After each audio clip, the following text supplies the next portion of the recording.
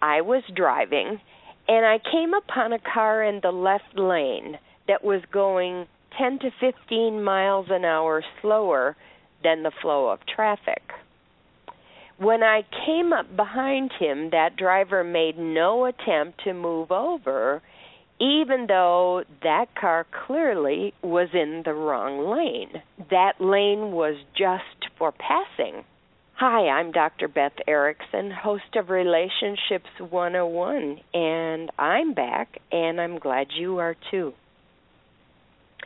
So I flashed my headlights.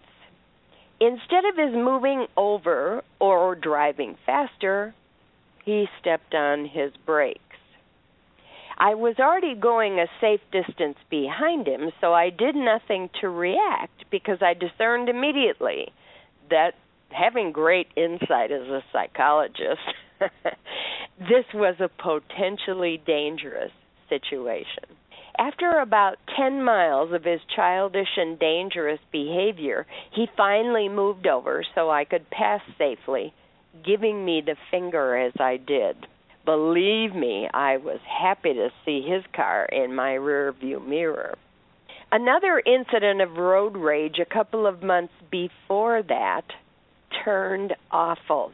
A young woman and a young man were speeding beside each other along a 2-lane highway, apparently taunting each other. The woman threw a chapstick at the man's car, and they were off to the races. Apparently, she recognized too late the danger of this situation. She exited the freeway to get away from him, but he followed.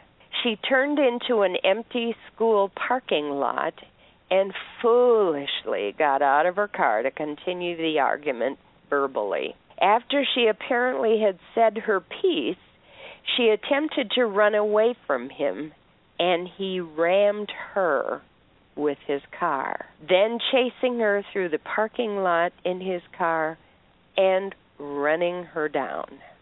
She got head injuries and broken vertebrae, and he got 7 years behind bars on an assault charge.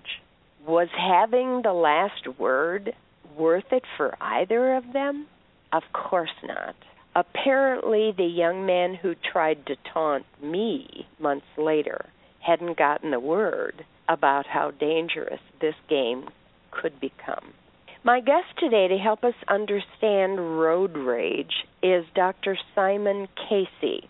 He is the executive director of an addiction recovery program in the LA area called Miniat Recovery.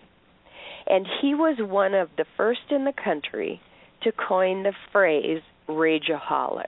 Welcome to the program, Dr. Casey. This is such an important topic. Good morning, Dr. Beth. How are you? Well, I've been better, but in general, I'm very well. I thought for a minute you're describing California highways. Yeah, all 8 lanes of people going in opposite directions. How would you identify road rage? The idea of road rage is primarily to do with the personality and what makes a person a rager. Mm-hmm. A road is an excuse. A car is a vehicle to act it out. Yeah. So if you give somebody who's a rager anything, car, bicycle, motorcycle, and oftentimes they look for an excuse. And an excuse could be minuscule, such as the one you were just talking about. Mm-hmm. And you happen to be the innocent victim, and they will not discriminate. And you give them the reason, and they will act out. Yes. Just the road happens to be their weapon. The road happens to be their outlet, and they're going to utilize it. Right. At all cost. So then what is a rageaholic? When I first started, way back when, in 1990s, I was dealing with abusive and addictive relationships. Mm-hmm. And it was clear to me that many of the women, for instance, who were subjected to domestic violence or experienced repeated and increasingly violent lifestyles, and yet they stayed in relationships with their partners and hoping that their partner will change. And so I was dealing with these kind of relationships and trying to figure out what the whole thing is. And they always said something that I wanted to tell you. They said, I hope my partner is going to change. I don't know if you heard my saying, hope is the dope of a codependent. Have you ever heard that? Mm-mm. So I started coming up with that phrase too. And but I was dealing with codependent personalities for many, many years, and it became very clear with the role that they played as victims. So as I started dealing with their partners, it became very clear to me that the abuser or the perpetrator showed addictive type personalities or patterns. Okay, and it seems to me the rageaholics become addicted to their own adrenaline rush that they get from their rage. Yes. So initially, because they were having all kinds of diagnoses in the past, whether intermittent explosive disorders or bipolar. Some of the bipolar shows when they're manicky, they tend to rage. Yes. But they don't fall into the same criteria. So what I did was I started piling some data and kind of put down all of the experiences they shared with me. And it was very typical what they were telling me. They said, I interviewed about 273 of them. Wow. And treated some of them also. They all talked about what they call it tunneling. They said once they experience this initial trigger, they actually start tunneling. Their vision becomes like a tunnel. All they see is kill, and destroy, and cause harm. And they say they climbed up that ladder so fast that they had actually no recall or an understanding of time or space. It's almost like being in a psychotic state. They went there so fast. Yeah. And then they also describe it that they said everything around them became cloudy and gray, and they couldn't hear anything. They didn't understand what they said. They were not comprehending anything. But then that at that point, they were able to act out and cause the biggest harm and the damage to themselves or to the other person without realizing the kind of damage they caused. Yeah. So I said, well, it's so typical that this is happening with so many of them, but why would you act out over something so minuscule? Then and how did they answer you, Dr. Case? They said something like, well, I feel warm and fuzzy before I get there. And I said, oh, well, tell me about that. He said, and one of them actually said this to me. He said, one time I went and did a bungee jumping. And I said, yeah. He said, it's exact same feeling. I was pacing back and forth. I was debating whether I should jump or not jump. My adrenaline is pumping. My cortisol is pumping. I'm just pacing. My face is red. But I finally jumped, and boy, the rush, the incredible amounts of rush that I experienced. But it's short-lived.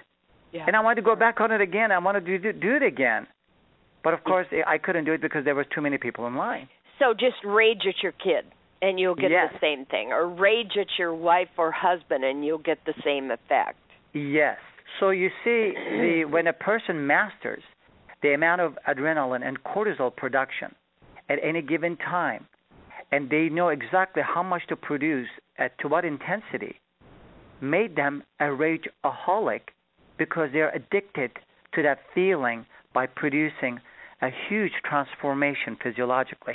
Okay. It sounds, though, like you think of it as they're leading up to the explosive rage. You think of it as they're being in control, or they're being calculating almost.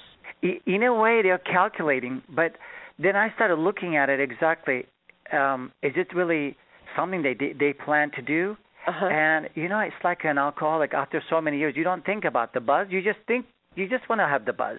You just go drink. You just do it. And so I kind of looked at exactly what it is that happens with the rager and what caused this problem from very early on. And, again, they started showing very specific characteristics about their understanding of anger. And rage is a primitive form of anger. Yes. In fact, I hypothesize that the rage, in many ways, isn't even anger at all. It's fear and it's hurt. It isn't. It really isn't. So what I started doing is when I started looking at these people's backgrounds, and it became very clear, and then I started putting it together.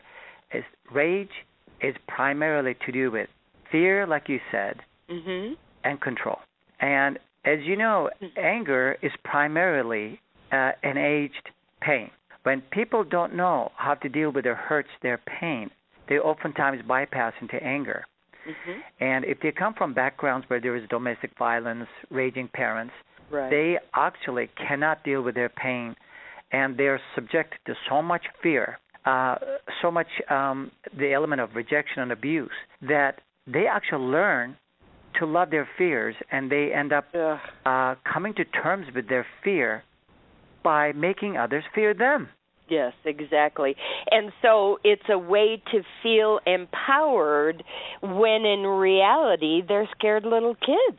They are. They really are. So if you really look at them, they go, how do I hide this fear within me that I'm running scared, so make others fear me? So they rage. When they rage, of course, you'll back away from anybody. So you say, I'm going to stay clear from this person. They actually experience false sense of self-control when that happens. And when others back away from them, they feel a sense of self-control? Exactly. They go, oh, I can control the environment, therefore I can control the other person. And that's why you see this in domestic violence cases so much. Because you can control your partner by raging, and you can put them in a very subservient position. Right. And therefore feel incredibly powerful yourself. Exactly. When in reality you feel powerless, but you have found a way to cover that up. It's an illusion, exactly. It's an illusion that they live. Right. So what would you then, from just the little snippet that I gave you about the road rage situation where the guy's in jail and the woman is potentially paralyzed, what would you hypothesize about their childhoods? Well, I would say that he definitely comes from fairly abusive, destructive, violent family. And usually what happens to a child when they're subjected to physical abuse, verbal abuse, and such intimidation, and they become so resentful of that parent, so resentful that I really believe that as we grow older, we end up becoming like one of our parents and end up marrying the other. Oh, yes. So the one you resent the most, you become one. And the reason I postulate that is because you are your feelings.